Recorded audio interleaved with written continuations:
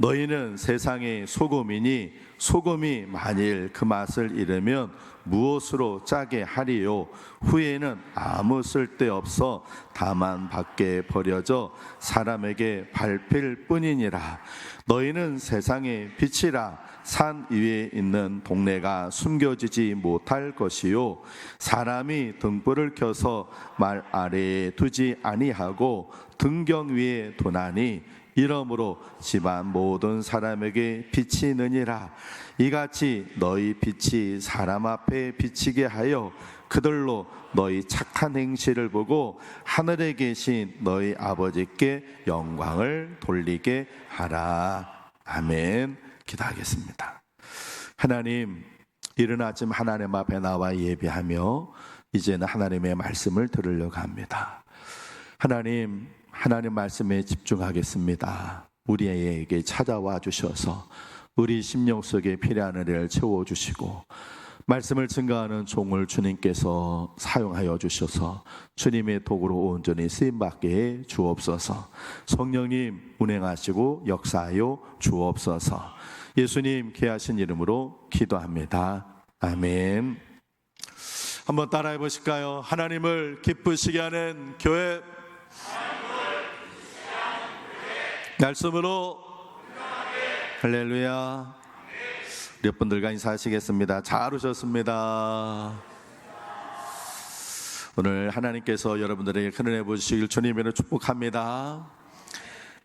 우리가 이제 끝나고 소풍을 가야 될 거니까 마음이 이제 금강자연휴양림에 가실 수도 있는데, 금강자연휴양림은 어디 안 가고 잘 있습니다. 그러니까 걱정하지 마시고 이 시간 하나님 말씀에 집중하셔서 말씀 듣고 은혜 받는 시간 되시길 주님으로 축복합니다. 주님은 이 땅에서 3년의 공생애를 지내셨습니다. 그 3년 동안 여러 곳에서 하나님 말씀을 가르쳐 주셨습니다. 그 중에 가장 최고를 꼽는다면 마태복음 5장에서부터 7장까지 말씀입니다. 이 말씀을 하신 곳이 갈릴리 호수 바로 옆에 우리 같으면 산이라고 부를 수가 없는 둔덕이에요. 언덕인데 이스라엘에서는 산으로 표현을 했어요. 그래서 일명 산상수훈이라 이렇게 표현을 합니다. 예수님이 가시는 곳에는 많은 인파가 몰렸습니다.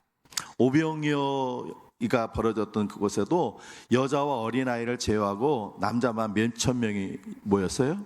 5천 명입니다. 그러니까 예수님이 가시는 곳에는 그렇게 구름 인파가 몰려들었어요. 그런데요, 이렇게 많은 사람이 몰려 있는데 어떻게 설교를 하셨을까? 그것도 실내도 아니고 실외입니다. 야외에서 지금처럼 마이크나 앰프 같은 시설이 없고 육성으로만 말씀하던 시절인데 그 수천 명의 사람들에게 어떻게 예수님이 막 그렇게 설교를 하셨을까? 아마도 갈릴리 호수에서 산으로 불어가는 그 바람이 있는데 그 바람에 예수님의 목소리가 실려가지고 그 해안가부터 그 언덕까지 쭉 있는 사람에게 다 들려졌을 것입니다.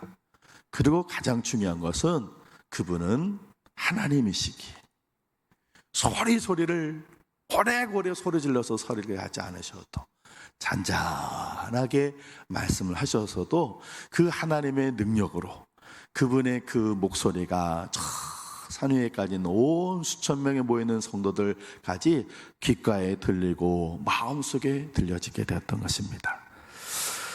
그런 은혜가 오늘 이 시간에도 있기를 간절히 소망합니다. 예수님께서는 그렇게 주님 최고의 설교인 산상수훈을 하셨어요. 그 산상수훈에 많은 주제가 있는데 첫 번째가 팔복입니다. 그리고 두 번째로 하신 말씀이 오늘 본문의 말씀입니다. 오늘 본문 여러분 익숙하게 잘 아시잖아요. 예수님께서 우리에게 비유를 들어서 뭐가 되라고 하셨어요? 소금과 빛이 되라 이렇게 말씀하셨어요. 이 마태복음 5장부터 7장까지 산상수훈은요, 하나님의 백성이 어떻게 살아야 할 것에 대한 전체적으로 예수님께서 다 말씀해 주신 거예요. 그 마태복음 5장부터 7장까지는 자주 읽으셔야 돼요. 하나님의 사람이라면 이렇게 살아야 하는구나 하는 것이 마태복음 5장에서 7장까지 다 나와 있어요. 그 중에 오늘은 한 부분을 보는데, 이 말씀 속에 주님은 저와 여러분이 소금과 빛이 되라 이렇게 말씀하셨어요. 어느 왕국의 임금님께서 3명의 딸에게 이렇게 물어봤답니다. 세상에서 가장 귀한 것이 무엇이냐? 이렇게 물었더니 큰 딸은 황금이라고 대답을 했고, 둘째 딸은 보석이라고 대답을 했는데, 셋째 딸은 소금이라고 대답했답니다.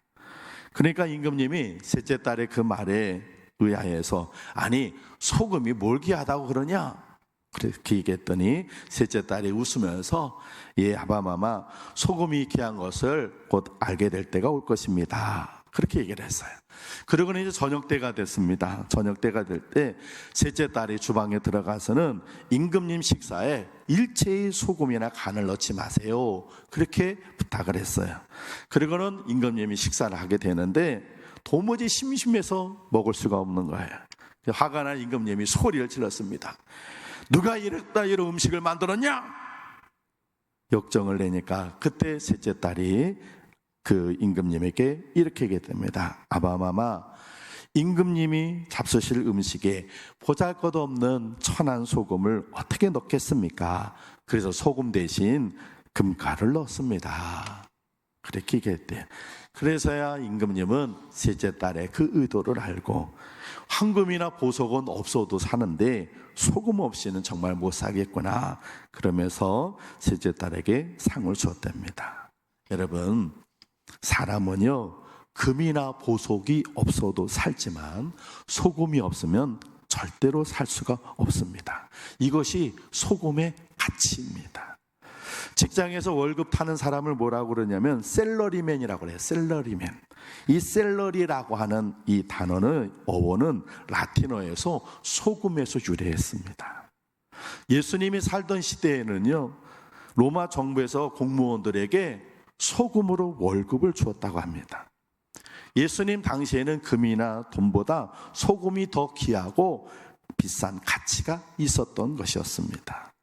예수님께서 너희는 소금이라 하셨던 이 말씀은 금이나 돈보다 더 귀한 존재, 그렇게 가치 있는 존재가 되라 하시는 말씀인 것입니다. 그런데 그런 가치 있는 존재가 되지 못하면 맛을 잃어버린 소금이 되어 밖에 버려져서 사람에게 밟히게 된다고 하셨습니다. 오늘 말씀이 사실 우리들에게는 잘 이해가 안 돼요. 왜냐하면 대한민국은 대부분 소금이 뭐예요? 천일염이에요. 천일염. 천일염은 어떻게 만듭니까? 바닷물을 염전으로 끓여들어서 바람과 햇빛으로 수분을 증발시켜 만든 소금이 천일염이에요. 대한민국은 다 천일염이에요. 그런데 예수님 당시 이스라엘은 천일염이 아니라 암염이에요. 암염. 이게 제가 96년도 성교순례 가가지고 사해 근처 소돔과 고모라 지역에서 가져온 돌이에요. 이게 암염이에요. 암염. 96년도에는요 제가 맛을 보니까요 엄청 짜요. 제가 그때 갖고 와가지고 교회분들한테 이게 제가 가져온 암염입니다, 한번 맛보세요 그래가지고 한 번 다 혀로르게 하더니 엄청 짜요. 그리고 어제 한 30년 만에 30년 가까이 제가 또 맛을 봤어요. 그러니까 우리 식구들이 그걸 왜 드냐고. 그런데 안 짜. 별로 안 짜. 한 30년 되니까 뭐가 빠진 거예요? 소금기가 많이 빠졌어요. 제가 여기서 둘 테니까 궁금하신 분 오셔서 한번 혀를 한번 떠보세요. 이 암염은요, 천일염은 전체가 80%가 소금이에요. 그래서 천일염이 녹으면 끝이 나는데 이 암염에는 그렇지 않거든요. 암염은 소금기가 암염마다 달라요. 근데 그 소금기가 빠져버리면 뭐만 남는 거예요? 돌만 남는 거예요. 돌. 그러니까 소금기가 빠진 이 소금은 더 이상 암염이 아니고 그냥 돌이니까 그냥 밖에 버려지는 거예요. 그래서 밟히게 되는 거예요. 예수님께서 오늘 본문에서 말씀하신 소금이 그 맛을 잃어버리면 밖에 버려져 사람들에게 밟힐 뿐이라 한 말은 바로 그 이스라엘의 그 상황을 얘기하고 계시는 거예요. 그러니까 우리하고는 조금 다르죠. 소금이 맛을 잃어버린다고? 그런 게 어디 있어? 그리고 밟을 게 어디 있어? 소금은 다 녹으면 끝인데. 근데 암염은 소금기가 빠져도 돌은 그대로 남아있어요. 짠맛을 잃어버리면 더 이상 소금 가치가 돼서 돌멩이가 돼서 밖에 버려져 사람들에게 밟혀버린 것처럼, 성도가 맛을 잃어버리면 아무런 가치가 없는 돌멩이가 되어 사람들에게 비난을 받게 되어 있습니다. 주님은 또 우리로 하여금 세상의 빛이 되라고 하셨습니다. 빛은 말 그대로 어둠을 몰아내는 역할을 합니다. 사람은 등불을 켜서 말 아래에 두지 않는다, 이렇게 얘기하셨어요. 이 말로 번역된 모디온이라고 하는 이 헬라어 단어는 사람이 타고 다니는 동물 말이 아니에요. 흙으로 만들어 가지고는 9리터 정도의 곡식을 측량하는 용기예요. 우리나라 옛날에 뭐라고 그랬냐면 대박이라는 거 있었어요. 대박. 알고 계세요? 이렇게 네모나게 가지고 나무로 돼서 쌀이고 곡식들, 콩 같은 거 이렇게 하는 대박. 근데 그거는, 대박은 말 그대로 대예요. 한 대, 뭐 2대짜리. 그런데 이거는 그거의 10배 정도. 자, 10대면 이름을 뭐라고 그래요? 말이라고 그러잖아요. 한 말, 2말. 그 말이에요. 그러니까 정확하게 이거는 말 아래에 두지 않는다, 이렇게 하는 것보다는 말박, 대박보다 10배가 크니까 말박이 되는 거죠. 그렇게 하면 좀 여러분들이 이해하실 거예요. 이스라엘은요, 지금처럼 라이터나 성냥이 없어요. 그러니까 호롱불에다 기름을 와놓고 불을 심지를 켜놓고, 그리고 집에서 생활하다가 이 불을 훅 꺼뜨려 버리면 그 다음에 이 불을 다시 붙이려면 지금처럼 라이터나 성냥이었기 때문에 아주 힘들어요. 그래서 어떻게 하느냐, 이 외출을 해야 되는데 불을 끄면 안 되겠고, 그런데 이 불을 그대로 놔두면 쥐나 또는 아니 작은 동물들이 지나거나 아니면 아이들이 뛰어놀다가 이게 엎어져 버리면 우리나라처럼 화재가 날 수 있거든요. 그러니까 등잔을 어떻게 하냐면 이 말박, 이만한 9리터짜리로 흙으로 된 걸 거기에다가 덮어놓는 거예요. 그래서 다른 쥐나 또 짐승들이나 어린아이들이 이렇게 호롱불 쳐가지고 불나는 걸 막기 위해서, 예수님께서 이 등불을 켜고 평상시에는 등경 위에 둬가지고 집안을 환하게 비치지, 누가 이걸 켜놓고는 항상 이 말박 안에다가 집어넣는 사람이 어디 있느냐, 이 말씀하시는 거예요. 이 말은 등불을 켜가지고 등경에 최대한 빛이 많이 퍼져나가게 하는 것처럼 다른 사람에게 영향력을 미치며 살라고 하신 말씀이에요. 자, 이제 소금과 빛에 대한 의미는 알겠어요. 그러면 이 소금과 빛이 되라는 구체적인 그런 직접적인 뜻은 무엇인가? 오늘 16절 말씀을 같이 한번 읽어보겠습니다. 16절 같이 읽어볼게요. 시작. 이같이 너희 빛이 사람 앞에 비치게 하여 그들로 너희 착한 행실을 보고 하늘에 계신 너희 아버지께 영광을 돌리게 하라. 아멘. 이 소금과 빛, 이것이 무엇이냐면 바로 예수님은 뭐라고 하셨어요? 착한 행실이라 그러셨어요. 착한 행실. 사람의 행실을 질적으로 구분을 하면 상중하가 있는 것처럼 그렇게 세 가지로 구분할 수 있습니다. 가장 낮은 행실이 악한 행실이에요. 못된 행실, 남에게 상처를 주고 아픔을 주는, 피해를 주는 행실이 가장 저급한 행실이, 훔치고 빼앗고 사기치고 학교에서 다른 친구 괴롭히는 이런 것들이 가장 저급한 악한 행실이, 그 위에 중간 행실이 일반 행실이에요. 이 일반 행실은 남에게 피해도 주지 않고 남에게 도움도 주지 않아. 그저 그냥 내가 학교 가고 내가 직장 다니고 내가 집에서 청소하고 이런 것이 다른 사람이 뭐 영향 나쁘게도 안 하고 좋게도 안 해요. 그냥 우리가 대부분 하는 행실이 그 일반 행실이에요. 그 다음에 가장 최고의 행실이 뭐냐면 바로 예수님 말씀하신 이 착한 행실이, 이 착한 행실이라고 쓰여진 이 단어 칼로스는 아름답다, 잘하다 그런 뜻이에요. 도덕적인 선뿐만 아니라 사람들로부터 칭찬받는 행동을 가리킵니다. 다른 사람에게 유익을 주고 도움을 주고 선한 영향력을 주는 행동이 바로 이 착한 행실이에요. 가수 션이라는 분이 달리기를 잘해요. 운동을 잘해요. 그런데 그분이 때가 되면 모금 운동을 해서 어렵게 아픈 어린이들이나 또는 독립지사들이나 이렇게 사회가 국가가 미치지 못하는 그런 분들에게 도움을 줍니다. 자기 건강을 위해서 달리게 한다면 그건 일반 행실이지만 그 션이라는 분이 모금을 해서 다른 사람을 위해서 하는 그 달리기는 그게 바로 착한 행실이에요.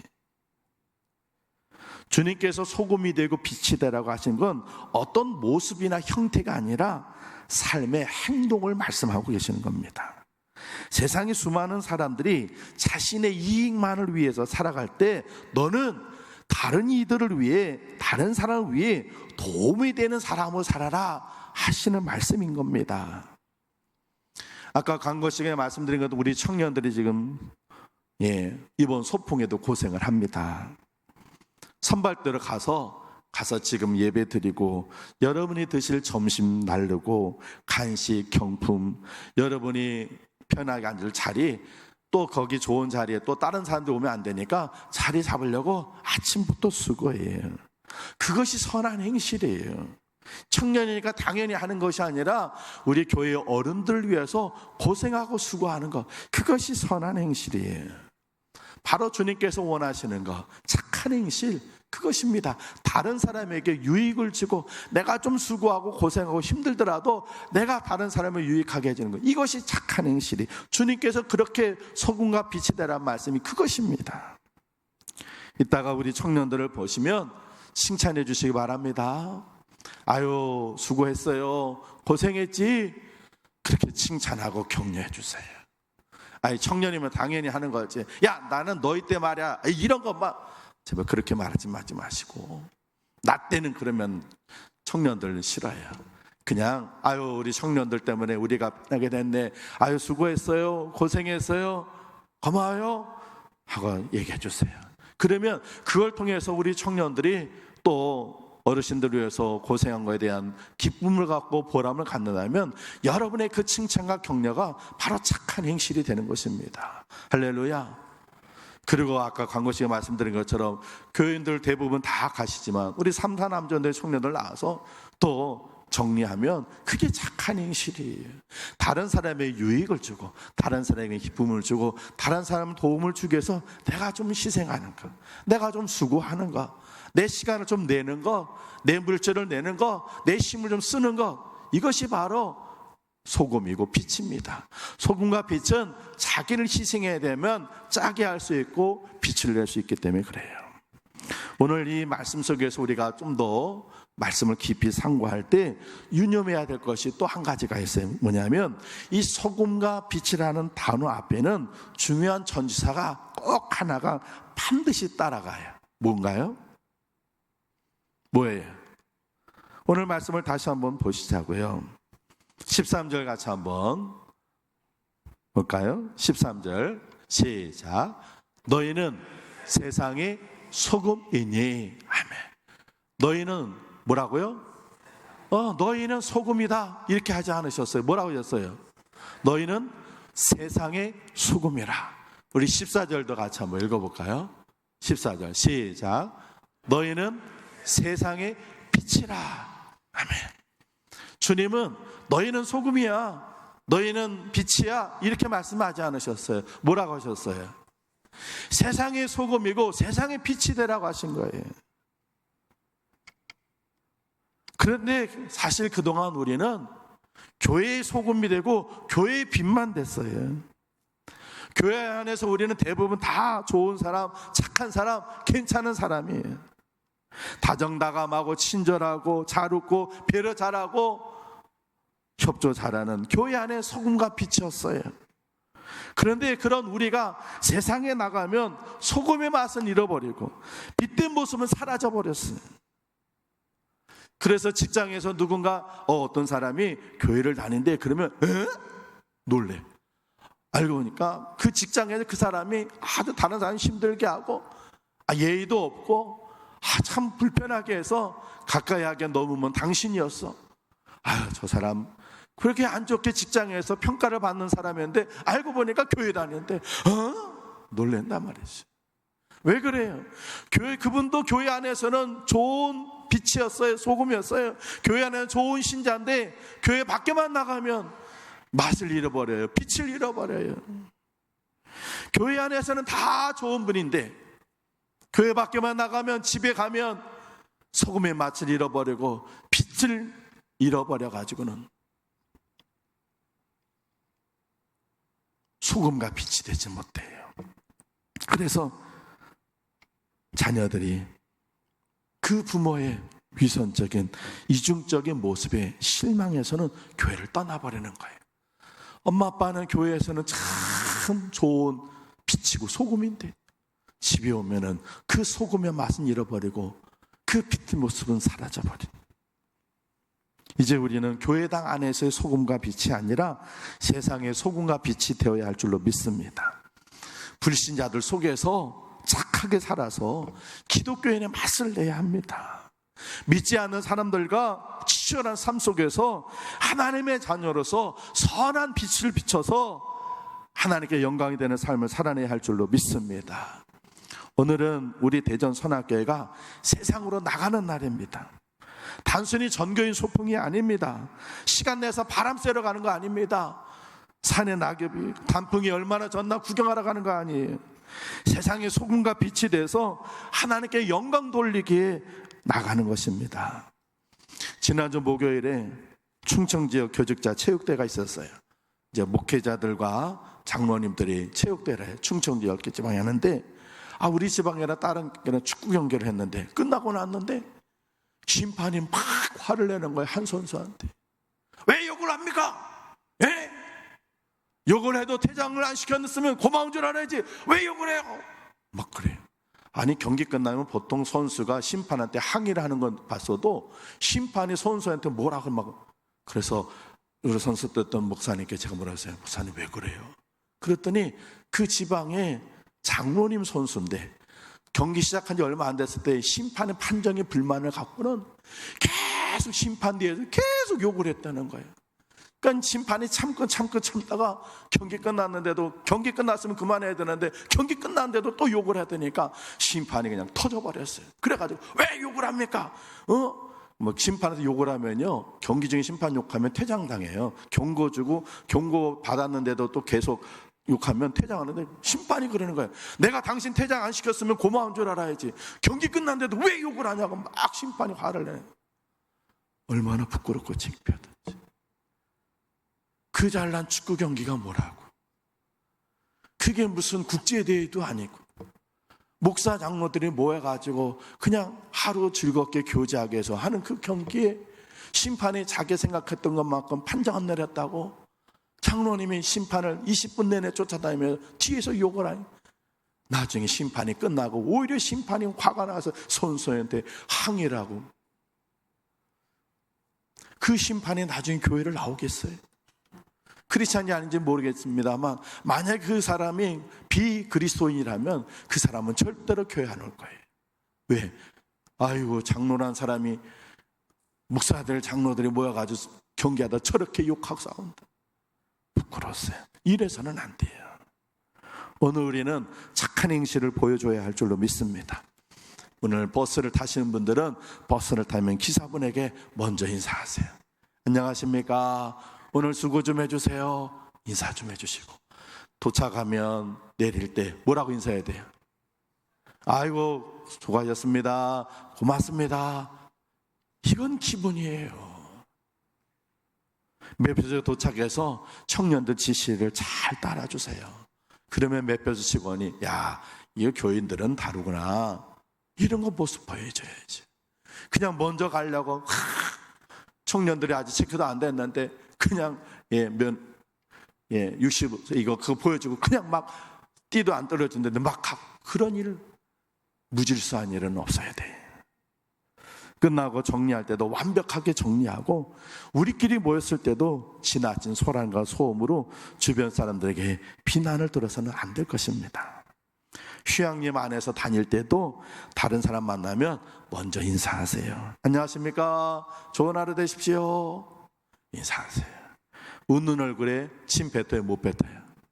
침 못 뱉어요. 먼저 인사하는데 화를 내는 사람은 없어요. 그러니까 우리 성도님들이 휴양림에서 자유롭게 다닐 때 다른 분들 보시면 먼저 인사하세요. 아유, 좋은 하루 되십시오. 저렇게 인사를 잘하는 사람이 있네. 나중에 보니까 모여가지고 예배드린 그 사람이 있어. 교인이구나. 그러면 하나님께 영광이 될 줄로 믿습니다. 바닷물의 평균 염분은 3%예요. 그 3% 염분 갖고 육지에서 오는 모든 그 쓰레기 물들 다 커버가 되는데, 아쉽게도 대한민국의 20%가 성도인데 이 사회가 얼마나 지금 썩어내가 나는지, 얼마나 어두워진지 몰라요. 왜 그래요? 우리가 세상의 소금이 되고 빛이 되지를 못하기 때문에 그래요. 이제 우리는 세상의 소금과 빛이 되어야 할 줄로 믿습니다. 그런데 사실 우리가 이 시간 설교를 들을 때는요, 그래야지, 그래요. 그런데 실제로 나가면 잘 안 돼요. 그 이유가 있어요. 두 가지만 간단하게 말씀드릴게요. 첫 번째는요, 우리 안에 은혜가 부족하기 때문에 그래요. 두 번째는 인격의 수련이 모자라기 때문에 그래요. 우리 안에 은혜가 넘치면요, 저절로 소금과 빛이 됩니다. 아니, 소금과 빛 정도가 아니라 천사가 됩니다. 모든 것 이해하고 배려하고 겸손하고 상냥하고 따뜻하고 부드러운 사람이 돼요.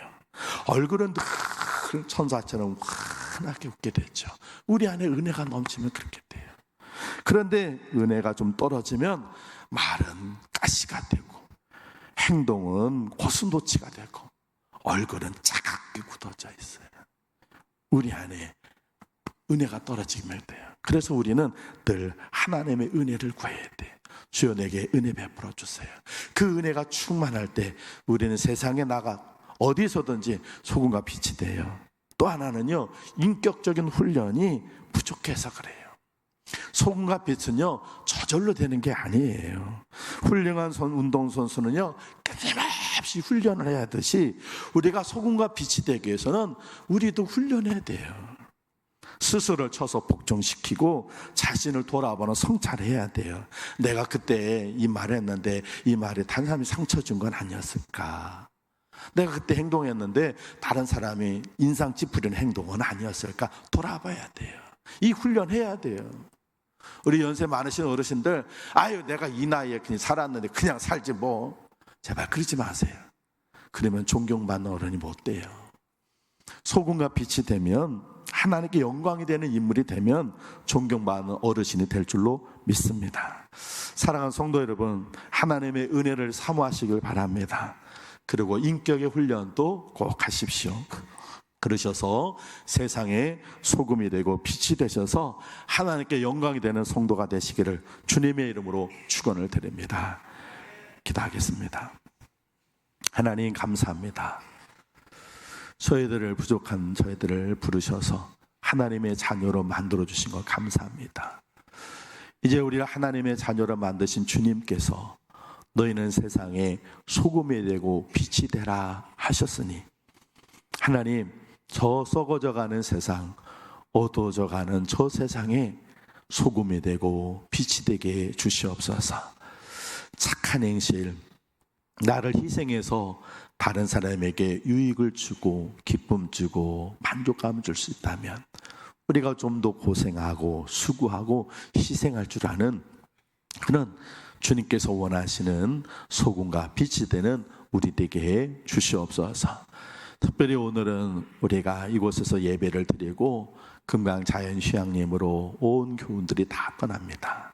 하나님, 그곳에서 우리 한 사람 한 사람이 소금이 되고 빛이 되게 해주셔서 그곳에 오는 많은 사람들이 우리의 모습을 보고 하나님께 영광 올리는 그런 하루가 될 수 있도록 주님, 우리를 사용하여 주시옵소서. 그리고 하나님 영광 받으시옵소서. 예수님 귀하신 이름으로 기도합니다. 아멘.